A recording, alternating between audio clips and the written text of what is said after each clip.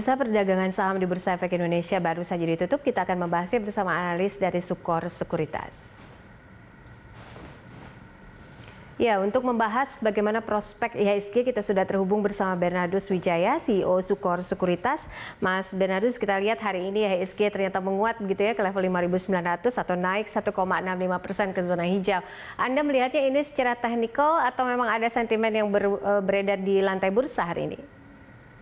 Ya, memang secara teknikal kita bisa melihat bahwa IHSG hari ini menembus dua resisten. Yang pertama adalah di angka 5850 dan yang kedua adalah resisten di angka 5920. Dan hal ini dikarenakan oleh apa? Dikarenakan oleh beberapa hal. Yang pertama adalah kaitannya mengenai PMI di China yang udah mulai terekspansi, di mana saat ini udah di angka 51, serta adanya konsensus yang menyatakan bahwa di bulan Mei nanti kita bisa melihat bahwa akan ada namanya inflasi yang mana year on year naik di angka 1,67%, sedangkan month on month naik di angka 0,305%. Ini menunjukkan bahwa di Indonesia telah terjadi pemulihan ekonomi pasca COVID-19 akibat berbagai stimulasi atau stimulus yang diberikan oleh pemerintah pemerintah Indonesia di kala pandemi seperti saat ini. Begitu. Oke, lalu untuk prospek IHSG, kalau menurut Anda untuk sampai akhir pekan ini seperti apa? Apakah akan bergerak terus ke zona hijau ataukah malah melemah ke zona merah? Oke, untuk IHSG menurut saya masih ada potensi untuk mengalami sedikit koreksi dengan area support di area 5.920. Tetapi akan membentuk higher high, higher low yang menunjukkan adanya potensi uptrend untuk saat ini, di mana the next resistance untuk IHSG ada di angka 5.983 dan di angka 6.037. Ini ada dua angka yang perlu diperhatikan, dan jika IHSG menembus di area 6.037, kita bisa melihat bahwa IHSG akan kembali di fase bullish. Itu yang bisa saya perhatikan terkait mengenai IHSG. Dan berbagai data ekonomi yang telah saya sampaikan tadi itu menunjukkan bahwa Indonesia itu walaupun sedikit terlambat dibandingkan dengan berbagai negara lain mengenai pemulihan ekonominya, tetapi menunjukkan bahwa Indonesia mulai pulih mengikuti negara-negara yang lain yang mulai pulih akibat COVID-19 sebelumnya, di mana ditunjukkan adanya inflasi dan juga adanya kenaikan PMI index seperti itu. Oke, untuk inflasi Mei ini datanya, bagaimana menurut Anda dan juga pengaruhnya terhadap lantai bursa kita?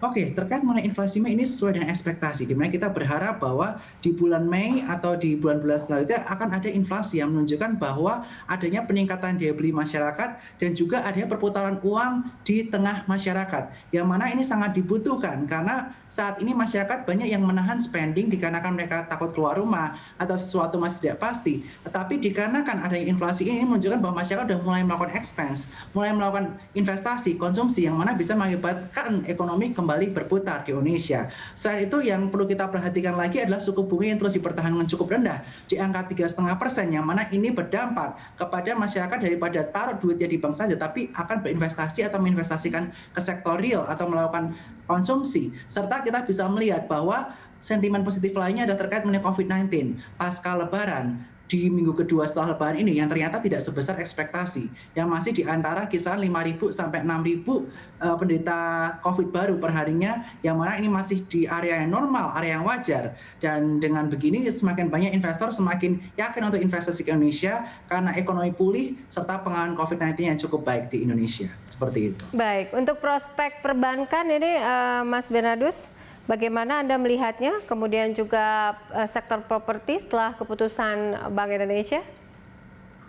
Oke, untuk sektor perbankan tentu saja kita bisa melihat bahwa perbankan merupakan leading indikator untuk IHSG. Jadi kita bisa melihat bahwa ketika asing atau foreign masuk ke Indonesia, masuk ke dalam bentuk fund atau ETF, pertama kali pasti masuk ke perbankan karena perbankan memiliki weighting yang paling besar di IHSG. Dan kita bisa melihat bahwa di kuartal 2 nanti kecenderungannya performa perbankan akan membaik dikarenakan berbagai stimulus yang diberikan pemerintah untuk meningkatkan aksi kredit ataupun konsumsi dari masyarakat. Mulai dari suku bunga yang dipertahankan rendah di angka 3,5%, terendah sepanjang sejarah. Kemudian berbagai stimulus dari sisi usaha, mulai dari konstruksi, di mana ada penurunan PPN jasa, PPN BM 0% dan lain sebagainya, yang menstimulus akan adanya peningkatan kredit di kalangan masyarakat. Yang mana ini akan menopang atau mendukung terjadinya performance pertumbuhan dari sektor perbankan pula. Sehingga BBNI, BBRI, Mandiri, BTN, perusahaan-perusahaan bank nasional ini menjadi potensi yang cukup baik selain BBCA. Selain itu sektor properti yang kita melihat dengan suku bunga saat ini yang cukup rendah, yang dipertahankan cukup rendah, ini melihat bahwa saat ini cukup menarik sekali untuk properti. Terutama beberapa properti yang menjadi unggulan dari Sukor Sekuritas adalah SMRA, yang mana kita menargetkan di angka 1.200, di mana dia walaupun COVID-19 ini terjadi, kita melihat bahwa penjualan Sumarekon di Bogor ini mengalami peningkatan signifikan, bahkan sold out.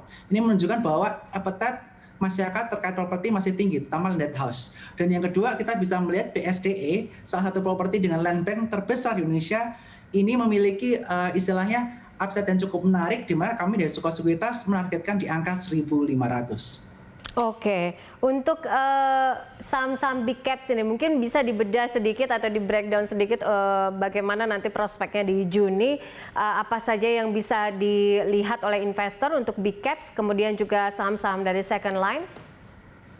Oke, untuk saham-saham big caps tentu saja kita melihat ketika IHSG menyentuh area support, di mana support pertama di area 5920 dan support selanjutnya di angka 5850. Kita boleh melakukan pembelian bertahap, terutama saham-saham penggerak indeks seperti BRI, BCA, BNI, PMRI, BBTN, Telkom, dan juga Astra, yang mana sekarang secara valuation sekarang telah cukup murah.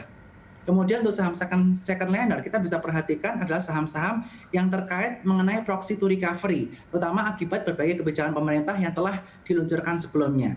Kita bisa perhatikan dengan suku bunga rendah, properti menjadi cukup menarik. Kita bisa perhatikan SMRA dan juga BSDE, dan juga jangan lupa kita perhatikan sektor-sektor metal, yang mana kita melihat bahwa saat ini harga komoditas telah menjulang naik. Saat ini timah telah mencetak all-time high di angka 30.000 USD per tonnya, dan juga nikel pada stabil di kisaran angka 18.000 sampai 19.000 USD per tonnya, sehingga saham-saham kaitannya mengenai nikel dan juga timah ini menjadi menarik perhatian kita, seperti Antam, Inco, dan juga TINS, di mana Antam kita targetkan di angka 3.900, Inco di 7.800, dan juga TINS di area 2.350.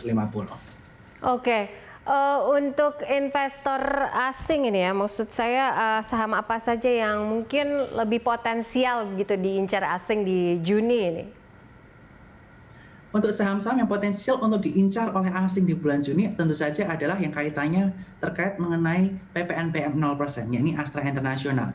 Yang mana kita melihat di performa kuartal 1 2021 sedikit menurun dibandingkan dengan 2020, tetapi jika kita melihat kuartal 2 di mana berbagai stimulus digelontorkan mulai dari PPNBM 0% yang di bawah 1.500 cc dan juga 1.500 cc sampai 2.500 ada diskon, ini akan menunjang performa penjualan mobil di kuartal 2 yang telah terlihat di data di bulan April dan juga Mei, di mana bulan April itu naik lebih dari 50% daripada bulan Maret, yang mana ini bisa kita lihat bahwa ini akan menunjang performa penjualan mobil yang mana mampu menunjang performa Astra International, sehingga Astra International potensi untuk mendapat inflow dari asing. Selain untuk Astra International, sektor yang menarik lagi adalah telekomunikasi, yang mana Telkom kita bisa melihat bahwa kemarin ada pengumuman dividen payout ratio di angka kisaran 5,1%, dan ini telah kita lihat bahwa ini menjadi angka yang cukup menarik untuk Telkom, apalagi Telkom ini merupakan salah satu perusahaan nasional yang memiliki visi, di mana dia ikut berinvestasi di Gotoh, di mana dia kisah nanti melakukan investasi di sana,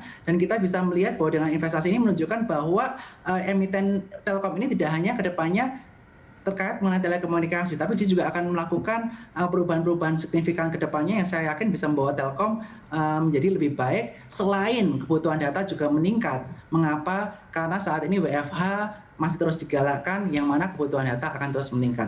Sehingga emiten Astra dan Telkom ini masih menarik untuk dikoleksi oleh asing selain emiten-emiten perbankan. Baik, untuk esok seperti apa prediksi Anda, Mas Bernardus, berada di level support dan resisten berapa untuk IHSG?